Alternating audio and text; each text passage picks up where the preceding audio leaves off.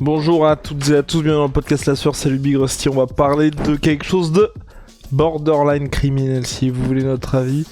Jake Paul contre Mike Tyson, c'est officiel, ce sera diffusé en direct sur Netflix. Ils vont s'affronter en boxe anglaise. Mike Tyson bientôt 60 ans contre Jake Paul dans la force de l'âge. Oui, vous allez me dire Jake Paul n'a toujours pas combattu en heavyweight, mais bon, on est vraiment sur deux athlètes de personnalité qui sont dans des phases complètement différentes de leur carrière. Avec Big Rusty, on va faire le point sur ce choc et voir ce qui peut se passer.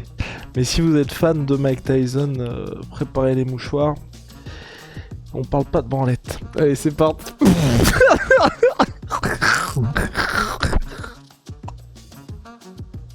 Mais comment tu veux qu'on soit pris au sérieux, putain. Bon bah écoute, c'est parti hein. Swear.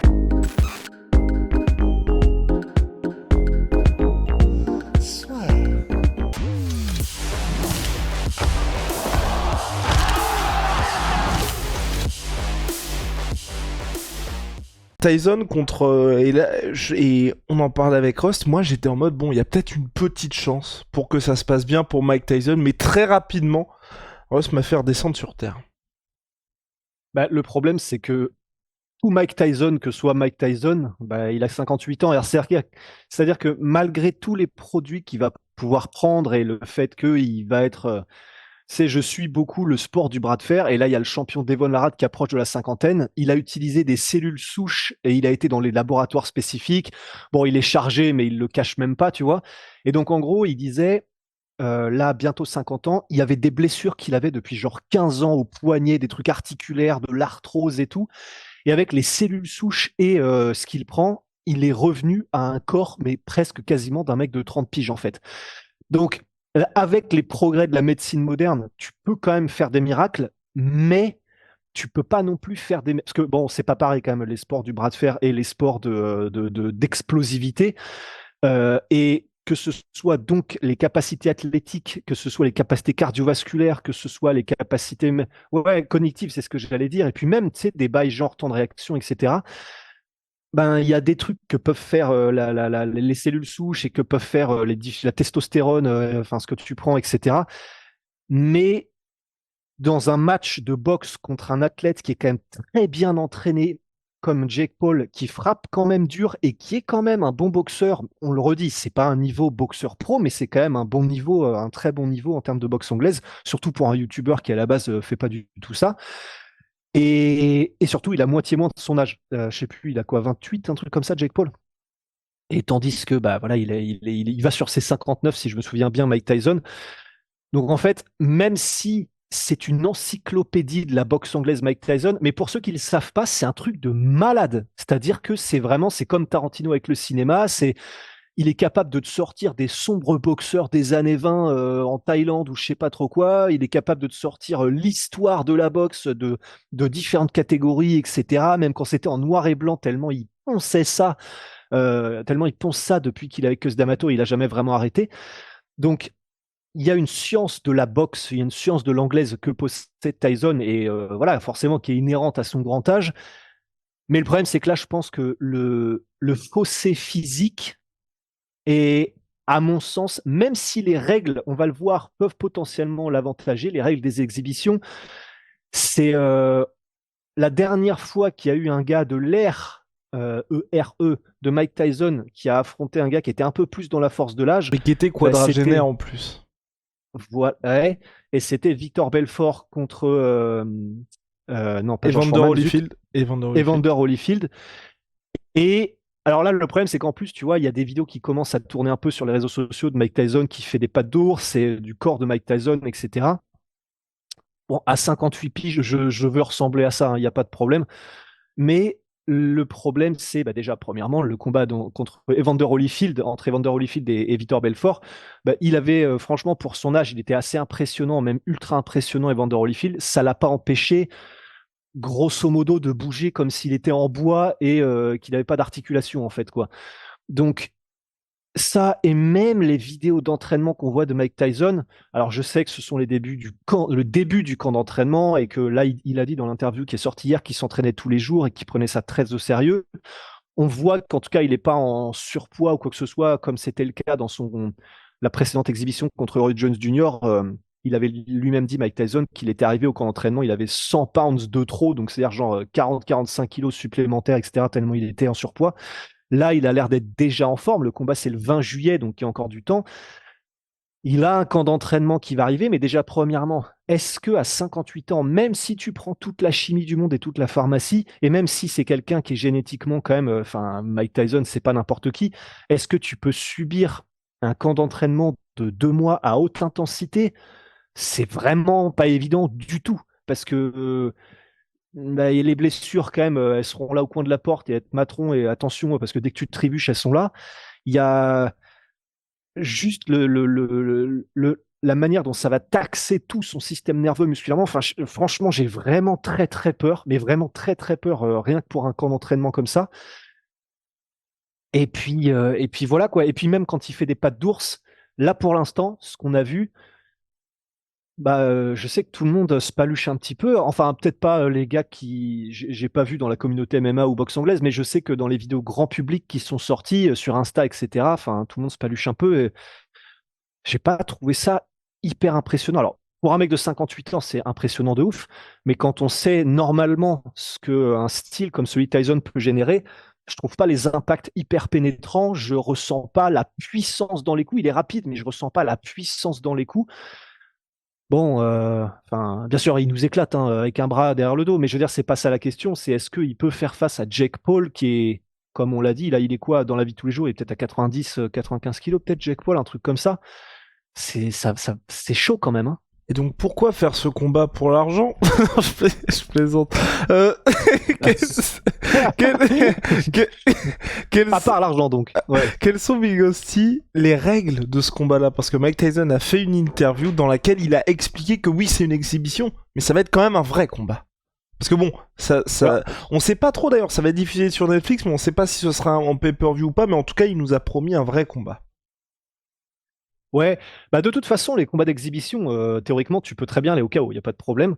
Mais déjà, ce sera donc des rounds de deux, ce serait conditionnel parce qu'il n'y a encore rien qui a été vraiment officiellement révélé. Puis même dans son interview d'hier, en fait, il n'a pas révélé grand-chose finalement. Il a Et juste dit, c'est ce que les journalistes d'ailleurs ont dit aussi, hein, que concernant le combat, en gros, il y avait là aujourd'hui ceux qui organisent l'événement ont postulé auprès de la fédération, de la commission athlétique pour organiser l'événement, mais il n'y a pas de précision officielle quant aux règles. Là, c'est uniquement, et ce que Ross va vous dire, sur ce qu'a transmis Mike Tyson. ouais, c'est ça. Et il a juste dit que ce qu'on avait entendu, c'était pas ça, parce que je crois que le gars qui fait l'interview lui dit ce serait des gants de 18 onces ou de 20 onces, je sais pas trop quoi. Et là, Mike Tyson dit non, non, non, c'est pas ça. Mais oui, effectivement. Mais déjà, ce sera probablement peut-être 16 onces. Donc, c'est-à-dire qu'il y a, pour ceux qui ne savent pas, en gros, les onces sur les gants de boxe anglaise, même sur les gants de MMA, en fait, c'est l'épaisseur de rembourrage qu'il y a sur les gants. Et donc, plus c'est rembourré, plus les impacts sont atténués. Et donc, théoriquement, plus tu réduis la possibilité de choc traumatisant, de chaos, etc. C'est pour ça que d'ailleurs, en MMA, les mitaines sont de 4 onces. Donc là, il n'y a quasiment pas de rembourrage et que pour la boxe professionnelle, normalement, c'est 10 onces, si je ne m'abuse. Et là, ce serait donc 16. Donc ça vous donne un peu une idée en termes d'échelle, en termes de rembourrage. Donc ce serait, si ce sont les règles d'exhibition qu'on voit généralement, donc des gants de 16 onces, des rounds de 2 minutes, ce qui voudrait...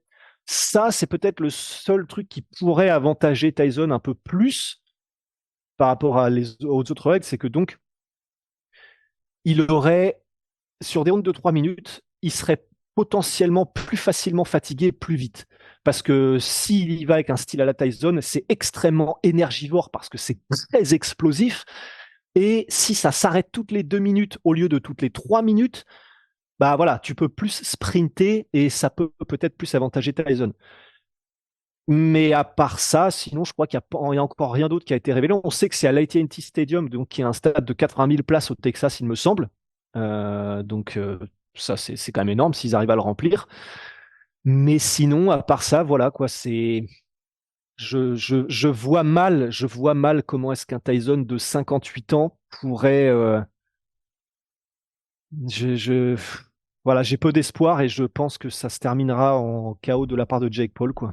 Ouais, je pense aussi que ça va être compliqué, malheureusement, j'espère. Après, on peut être aussi agréablement surpris parce que le dernier combat de Mike Tyson, donc était là aussi une exhibition contre Roy Jones Jr., il y avait Mike Tyson qui avait quand même carry Roy Jones durant tout le combat. Enfin, il aurait pu en finir beaucoup plus tôt. Il quittait bons amis, donc il y a peut-être aussi un truc là où, enfin, je pense personnellement que Jake Paul, il pourra toucher très durement Mike Tyson, mais il a aucun. Enfin, t'imagines, il faceplant Mike Tyson. Il sera encore plus détesté. T'auras ce côté, t'as un peu battu le mec que tout le monde apprécie, que personne n'a envie de voir dans une situation comme ça. Je pense vraiment que là, ils vont être en mode, à mon avis, exhibition, qu'avant le combat, ils vont faire le show. Mais tu vois, même là, Mike Tyson, quand il a fait, je suis invincible, je vais entrer dans un état. Enfin, personne n'y croit. Tu vois, t'as vraiment l'impression qu'il dit ça juste pour générer de l'intérêt, mais que sinon il n'y a pas de. Enfin, moi j'ai pas l'impression qu'il le pense vraiment. Donc, Mike Tyson, ce qu'il a dit exactement. Là, actuellement, je suis mort de peur. Mais plus le combat se rapproche, moins je suis nerveux.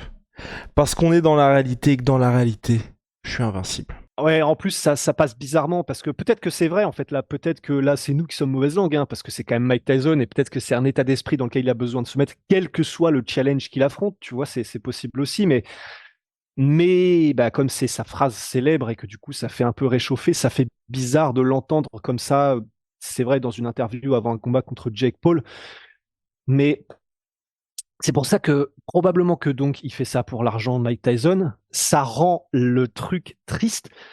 Ça rend le truc triste. Et effectivement, je vois pas beaucoup d'issues, à moins qu'il gagne par KO Mike Tyson, mais j'ai beaucoup de mal à le voir. Je vois pas beaucoup d'issues où ça peut être stylé en fait. Parce que ça va, je vois surtout des possibilités que ce soit donc comme Chuck Liddell, Tito Ortiz 3, comme Victor Belfort contre Evander Holyfield. Et sauf que là, ce sera devant genre 10 fois plus de personnes parce que ça va générer plus d'intérêt aux États-Unis. Et ben, comme tu disais, en fait, je vois pas l'intérêt non plus pour Jake Paul parce que tu peux dire que tu as battu Mike Tyson. Enfin, après, il y aura toujours l'astérisque de mais il avait 60 piges. Donc, grosso modo, tu as cogné sur un mec qui avait 2 fois ton âge. Il y a une course au buzz et à générer de l'intérêt. Et certes, ça en génère, aux États-Unis en tout cas. Mais est-ce que là, on n'en est pas à la limite un peu de. Enfin, pas de l'éthique, mais presque, tu vois. Waouh! Non, oui. Non, faudrait que le combat soit. Mais même, oui, t'as raison. Et il y a aucun bon résultat parce que je me dis, même si c'est disputé, c'est pour Jake Paul, ça veut dire que ses rêves de titre, parce qu'il veut quand même devenir champion du monde en cruiserweight, Jake Paul. Si tu galères à battre un mec de 60 ans, c'est quand même chaud. Et sinon, on est dans une situation, et c'est pire encore que Floyd Mayweather contre Logan Paul parce que Mayweather, il avait quand même, enfin, il avait moins de 50 piges. C'était 2 ans, je crois, 2 ou 3 ans après le combat contre Conor McGregor, donc il restait sportif. Enfin, c'était pas du tout comme Mike Tyson qui a pris sa retraite en 2005. Donc, ouais, y a pas. Enfin, pour moi, c'est impossible de rendre le truc stylé, quoi qu'il arrive. Donc, on va voir ce qui va se passer, on va voir s'ils arrivent à vendre beaucoup de pay-per-view, mais c'est très étonnant parce qu'au début, moi, vraiment, ce que je pensais, c'est que tu vois, Mike Tyson, il allait revenir après le combat contre Roy Jones, contre quelqu'un, tu vois, de son âge. Même il y avait eu des rumeurs pour un retour contre Evander Holyfield, là, ça aurait eu un peu de sens, tu vois. Mais là, vraiment faire ça à ce moment-là, enfin, du sens, enfin voilà, mais enfin, ça aurait moins surpris que ça, parce que vraiment, là, on est dans une situation, on est out of nowhere, ça n'a aucun sens, et Jake Paul, et tu fais très bien de le rappeler, c'est le mec est bon. Enfin, c'est pas juste vous mettez un youtubeur random et le gars va faire de la boxe contre Mike Tyson. Non, ça fait 4 piges. Sa vie, c'est la boxe. C'est plus créer des contenus, Jake Paul. Sa vie, c'est la boxe. Et quand tu te dis que le mec a quand même mis KO Tyron Woodley, alors je sais, Tyron Woodley, il vient pas de la boxe, mais c'est un mec qui était ancien champion UFC, qui est un vrai athlète, qui était pas dans ses meilleures années, mais qui était quand même toujours un mec assez dangereux. Il l'a mis KO. Donc à partir du moment où vous avez ça, bon, ça inquiète un peu pour la suite. Donc on va voir ce qui va se passer. Enfin, même qu'ils parviennent à officialiser ça, en tout cas à faire en sorte que ça puisse se faire, tu vois, sans casse, sans protection, ça paraîtrait assez fou quand même. Bah, c'est clair. Et même c'est que clair, Netflix soit derrière ça. Enfin, en fait, c'est ça aussi. Tu vois, Netflix qui est quand même le grand pub. Enfin, tu peux, enfin c'est ce qu'on disait aussi hors podcast, mais on peut quand même assister à un truc extrêmement triste. Hein.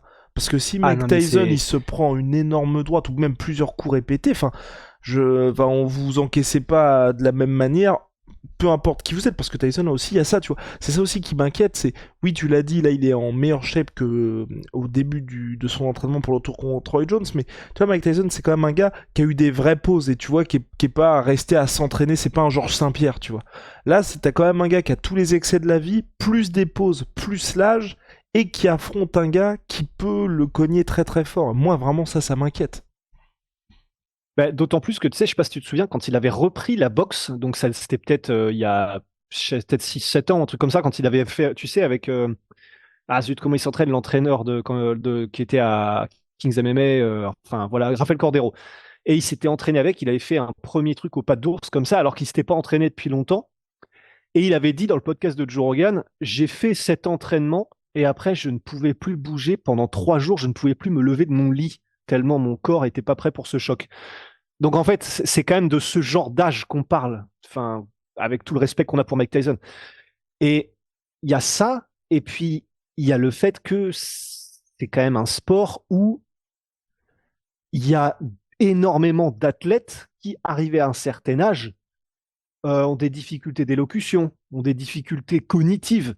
On sait comment du coup a terminé sa vie Mohamed Ali. Voilà, c'est le boxeur peut-être le plus connu de tous les temps, et pourtant, voilà, c'est le meilleur exemple des dangers que ça comporte, quoi. Et du coup, même pour ça, je trouve que ça fait une publicité qui est dure quand même. Parce que si jamais il y a un chaos, tu sais, imagine le sale bail. Ça commence. Allez, on a un petit round sympa de 2 minutes où Mike Tyson, parce que du coup il arrive à éviter les coups, il fait jeu égal, ou en tout cas c'est intéressant pendant 2 minutes. Et deuxième ou troisième round, on voit que Mike Tyson n'arrive plus trop à tenir le rythme. On voit que Jake Paul, lui, il accélère. Et KO, boum, sur un coup, un contre ou un énorme overhand comme il a mis contre Tyron Woodley. Et un truc comme il met contre Tyron Woodley, ça te fait considérer que ton enfance, même si tu fais 90 kilos, tu vois. Et imagine, il met KO comme ça sur un seul coup Mike Tyson et on a un Mike Tyson au sol qui convulse pendant genre 1 minute. Et ce que je dis, c'est pas déconnant, hein, ça arrive relativement souvent dans les sports de combat où il y a du contact comme ça à 100%. Bah, quelle image ça renvoie si jamais c'est à ça qu'on assiste? Un mec de 60 ans qui vient de se faire cartonner par un mec de 30 ans de moins, surentraîné, et qui est en train de convulser au sol, et en espérant que ce soit pas si grave. Je pense que quand tu encaisses des commotions comme ça à 60 ans, c'est pas la même que tu encaisses des commotions à 30 ans, quoi. Et ça, j'espère que ça n'arrivera pas, mais ce serait littéralement le pire possible, quoi. Réponse d'ici quelques mois. En tout cas, on suivra ça avec attention. Ciao! My sweet pea, my sweet protein. Je n'ai plus de my sweet pea, Big Rusty, j'ai tout pris. T-shirt. Ah bah t-shirt, moins 30% minimum sur tout my sweet pea avec le code là sur. Et puis Holy Moly Révolution dans les boissons énergisantes. Vous le savez, moins 5 euros avec le code là sur 5, c'est ça, sur votre première commande. Et si vous avez déjà commandé chez eux, soit vos boissons de réhydratation, boissons énergisantes ou thé glacé, et vous avez code là sur 10, moins 10%. On se retrouve très vite. See ya.